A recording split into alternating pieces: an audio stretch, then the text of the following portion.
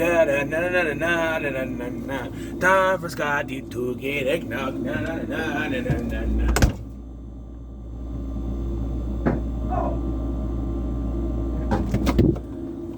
What are you guys doing in it? Get out here. Come on. In the fridge.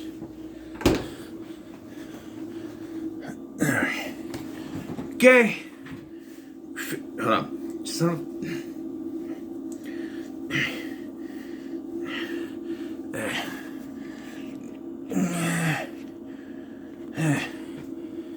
Trying to fix the hat. Hold on. Hold on. What are you doing? You trying to set something up? Hat won't cooperate.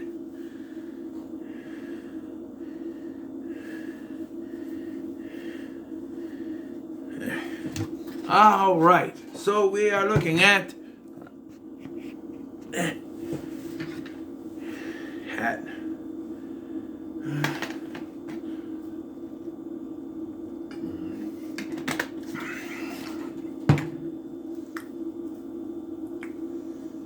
Trying it.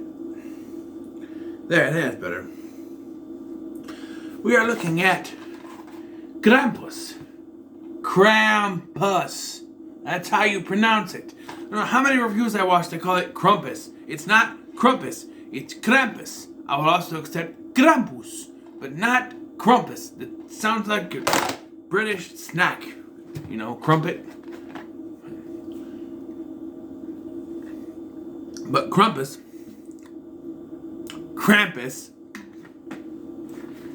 is the story of Max, who is having a family get together for Christmas. His family does not get along. His parents are on brink of divorce, and he's got this German grandma named Omi who's there speaking German for most of the film. Then she speaks English out of nowhere. We got to get exposition from her, but Max starts writing a note to Santa. He rips it up, and then it invokes the evil spirit of Krampus.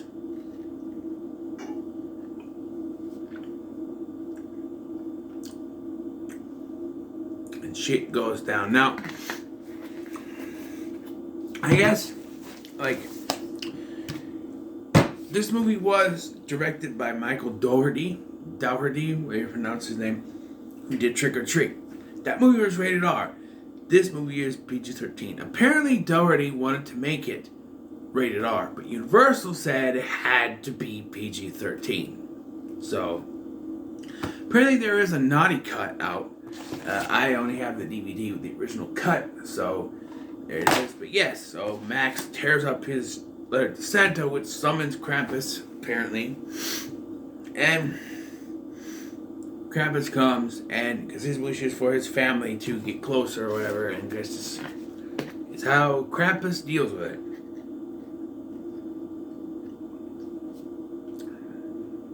It starts with his sister Beth going to visit her boyfriend to check on her after the storm comes, and this is probably the weakest of the kills or captures or whatever. She goes out, and we see her get into this vehicle, and then it kind of cuts away. I don't know. I really don't know. There's weirder captures, like when Conchata Farrell. Okay. Let me give it to the cast of this film, alright? Adam Scott, Toni Collette, and Conchata Farrell, and David Koechner. Pretty good casting. And with that kind of cast, well, Adam Scott, David Koechner, and Conchata Farrell, you know this. This is not a straight horror film. It's a horror comedy. There's some comedy errors in it. Like Conchata Farrell's basically playing Berta from 2.5 Men. She comes up. He goes, "Where's the nog? I want to be married." And then like she's supposed to take the kids into the kitchen. She's like, "Come on, kids, I'll teach you how to make peppermint schnapps." She's Berta. And I love that character, so may she rest in peace. But yes, so sorry. Chest hair galore there to Forrest. Welcome to the jungle. This is good. Non-alcoholic nog, but it's good nyag.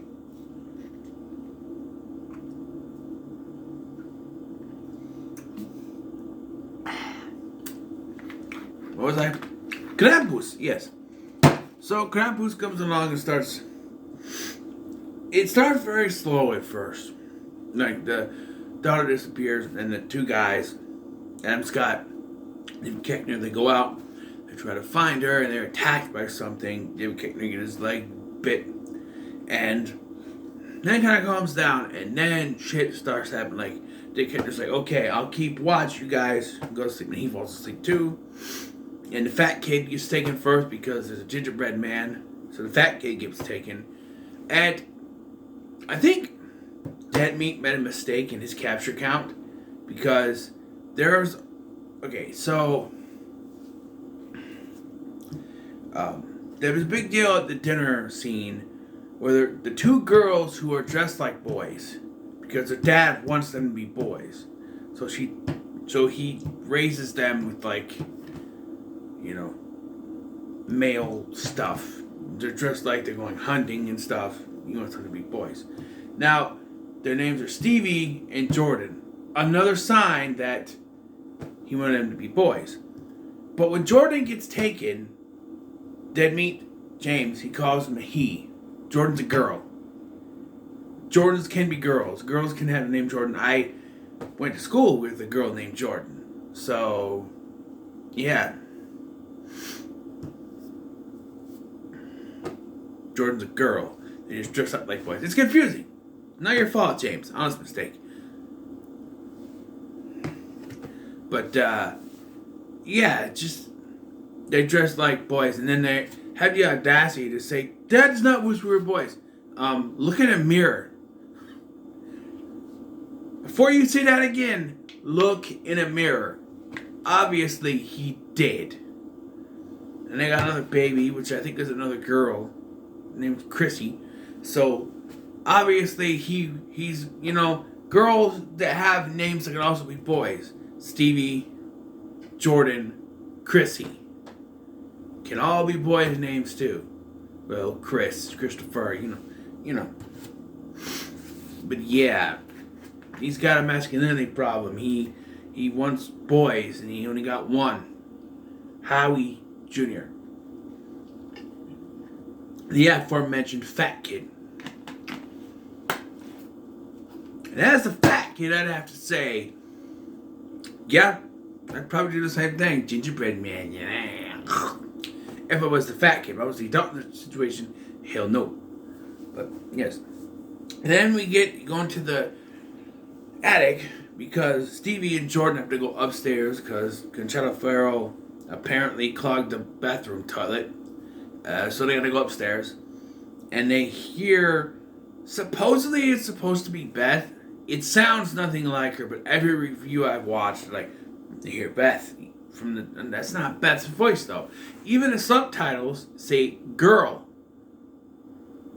So it's not Beth, but it's Beth, that you? And they go up there and we get the most terrifying. We get a evil teddy bear. We get the weird evil angel thingy. And the biggest, ugliest freaking Jack-in-the-Box you've ever seen. And it eats Jordan. So, yep. And then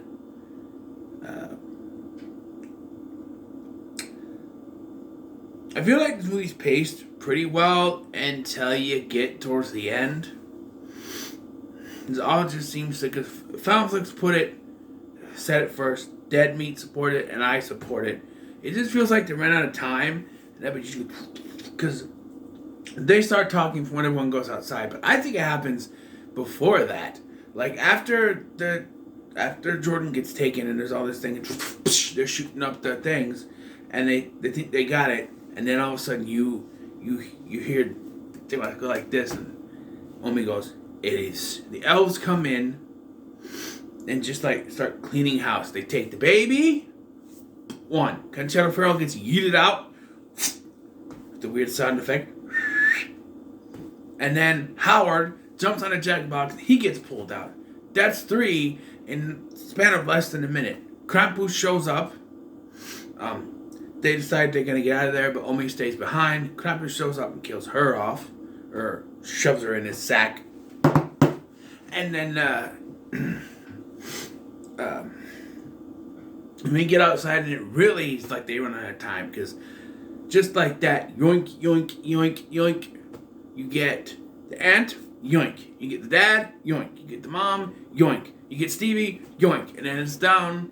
Krampus is like, here, this your bed, and I go now. Because this is what Omi's story, Nomi is something else. Omi's story is that when she was little, she wanted her family to disappear. We'll get to why this is why this disappears. Krampus came, took her entire family, left her the bell. Now, Max's wish was for his family to get closer, but he does the exact same thing and takes his entire family, leaves the bell. It wasn't the same wish. It wasn't the same wish. And I'm like, oh, that's why the ending happens, because they end up together because he wanted to be closer. But no, because he was going to leave the bell and walk away from Max, just like he did with Omi. And then it's when Max stands up to him and says, take me instead. He throws the bell, opens up into hell, apparently. And he says, take me instead. And then Krampus just laughs, throws Stevie down the hole, and throws him down the hole. And then he wakes up like it's a dream, but it's not a dream because he's not with his family, everything's normal. And then he opens up the box, and there is Krampus's little ornament. He still gets it. And then we get an ending that everybody is confused about. The only person that I've really seen... Well, I've gotten this from Fedora, but apparently, and it's unlike some director's commentary or something. The director himself... No, it was a tie-in comic that's come out that has stated that they're not trapped in the snow globe. The snow globe is a representation of the fact that Krampus is always watching them. So, in a way, it was sort of a dream. They got a second chance. But Krampus will be watching. So, and it looks like they all remember at the end once he pulls the thing out and the voices start coming around. But yeah,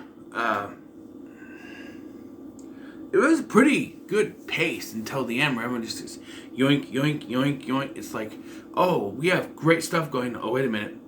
This movie can only be an hour and a half. Start taking them out. I don't know. It's middle of the road for sure. I think it could have been better. I'm intrigued to see if the naughty cut is better or what changes, because we're watching this. They're not kills. They're just captures, as James said. So I don't understand what the naughty cut could be. What, maybe in the naughty cut they're not kills? Is that a different ending? I don't know. I might end up getting that if it comes with the Blu-ray, because I know it's a Scream Factory, but it's a 4K.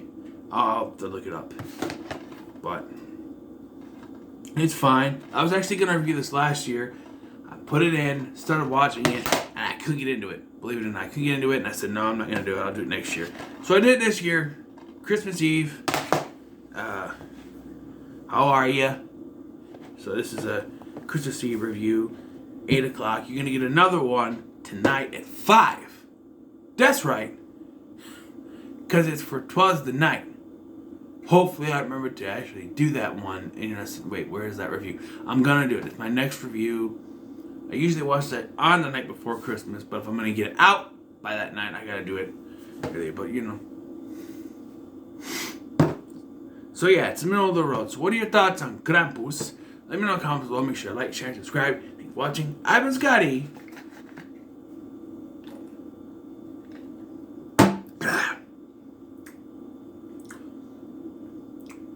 See you in the next one.